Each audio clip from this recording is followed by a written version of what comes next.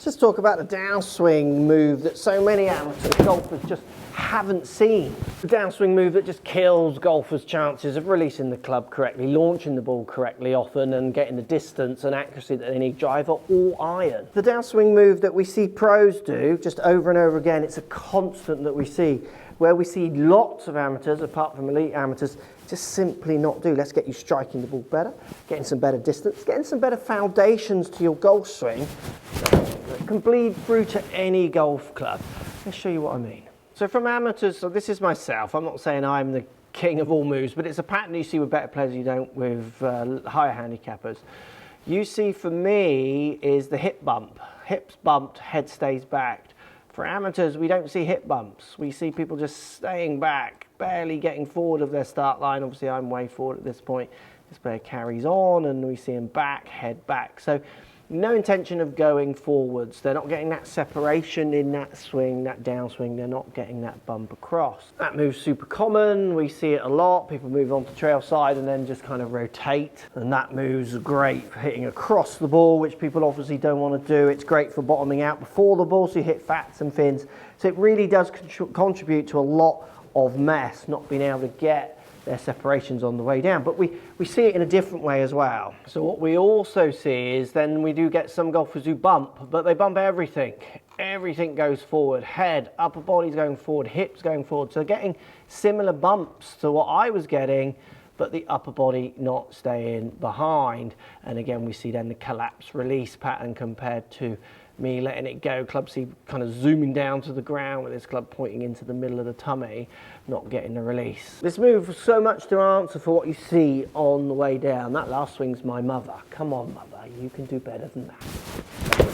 So getting amateurs to blur the lines, really trying to be able to get some separation between back and down, really try to get that idea of changing that intent. Will just change how you start your downswing wherever that is, and then how you deliver that club. So first idea, you can do this with a club or without, and I want you up against the wall, basically stood up against the wall where your lead leg is touching that wall, and you're going to make some swings. We'll go with the club to start, and if you do it with the club, I want hands apart on the club. And I want you to feel as you make your swings that you're pushing your hands away, but as you get the club to start going up in the air, so almost straight away, because remember we've done the takeaway at this stage, I want you to feel like you're pushing your hips back towards the wall. And this is a slight exaggeration on a theme. It's more than we see, but it is the theme. This is the idea. It's the theme of that separation. And starting that downswing as that club is going back. That's the point. As the club is going back, your lower half needs to be starting its intent. And having that idea of that wall there is going to do it. Now, as soon as you do start pulling down, this is where you'll get on that wall straight away. You'll find that you get on it way earlier than if you don't do the move. If you do your move and then try and get across, you're going to feel that your club's kind of down here before you hit the wall. But you're trying to basically almost hit the wall before the backswing finishes. So when the club changes direction as definition of when this idea of backswing finishes. And then as soon as you bump now on the way down, because you're already close to it, you're going to just get that wall straight away. Meaning you're going to be up here with your hands where you're already set with that pressure forward to then be able to turn and get out of it, which is going to crisp up strikes, create direction, create distance. It's going to give you better face control, speed control, which is so crucial. This is such a good way of doing this. You can do it without the club as well. You don't need a club in your hands. You can just get the feel of stretching your hands out and pushing your hips back to the wall. Now, when you push your hips back to the wall, try and feel that you're doing it with some rotations and a little bit of slide. So slide and rotation, which will come with tilts. So you're going to feel like as you do it that left pocket's lower than right as you're stretching out and trying to get back to that wall. And then to get back to that wall, you want that left pocket coming up as you slide, trying to get the other tilt back in as you start down. Doing it with the club at home, you can do it without the club. It doesn't matter, both work, but they're going to give you the feeling of that separation. Next idea, we need some weight. I've just got 4 of my irons in my hands here, and I'm just going to gorilla grip them, just literally grab them. And what I'm going to do, I don't need a ball for this, I'm just going to stand in my garden or on your practice tee, and I'm going to feel moving them backward and forwards. I'm literally just going to try and get them moving kind of waist height backwards and forwards. But what I'm going to do to move them backwards, I'm going to go with them for the first few feet of the movement, meaning I'm going to use everything. I'm going to push off lead foot and everything's going to come back with them. So feel like I'm moving this way. And then as soon as I want to start picking those clubs up, so get them up in the air, I don't want them really going any more higher than my shoulder, because remember, these are heavy. I want my lower half to hang on to them. So meaning I don't want to just go with them. I want to help them begin. So I'm going to shift across onto the trail side, but then I'm going to start pulling them back with my lower half. So onto the trail side. To get them further back, this is going to go this way as the club then continues. And then on the way through, it's a similar idea. So trail, recover them. I'm now on my lead side to pull them back down, but as they come down, I'm then going to start actually trying to feel like I bolt up on this left leg, prepare for the weight of them going forward.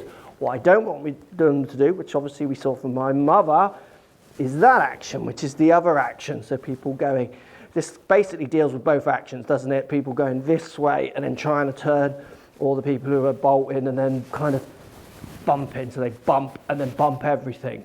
Anything heavy, I've got a kettlebell here, same ideas. So just move it across, everything goes, and then hold on to it, and then hold on to it on the way through. Great way of feeling, A, the ground pressures, and B, the separation, rather than, this way, it feels really horrible, onto the trail. Save it, save it. Anything that's heavy, 4 golf clubs, most of you will probably have. Kettlebell's great for this. Now there is more that you can do in your backswing to feel separation, and we'll come to that at the end of the video. But it's that feeling of where the backswing and downswings end and start. We want them to be confusing. We want them to be messy. We want them to be blended together. And what you do see with amateurs, which you don't with pros, is you see a backswing and then a downswing.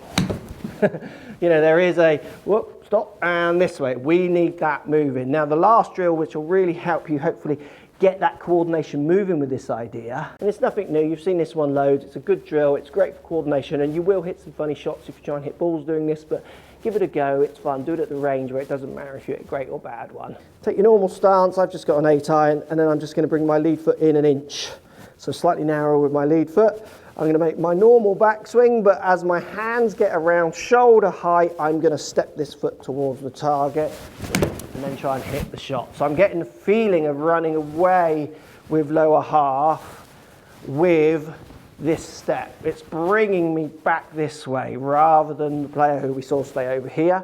They're going to need to step a long way. Or like my mum who does do that a bit, then everything goes.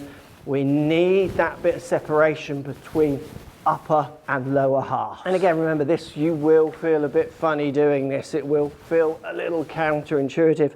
And when you do it, make sure everything doesn't go forwards. Make sure the step is the only thing going forward. So similar to the wall drill, as you go back, it'll keep stretching your hands back so you're not getting this half going with the step. You'll be amazed how well you can hit the ball doing this if you just get it practiced in. So bring that lead foot in, literally 2 inches at most for me. I mean, I'm literally stepping as early as I can. Like it feels like I'm almost stepping about here, but when we look at it on camera, it's around here. And that's the key that we see different, isn't it, between those amateur and pros, is how quickly they're starting their downswing, how early compared to the amateur who's doing a backswing before they even begin to think about doing a downswing. So getting that backswing in order, getting those stretches is really going to help so many golfers. And if you want to learn more about how to do that in the backswing, this video's got all the answers that will help you improve this part as well as set the backswing up for you.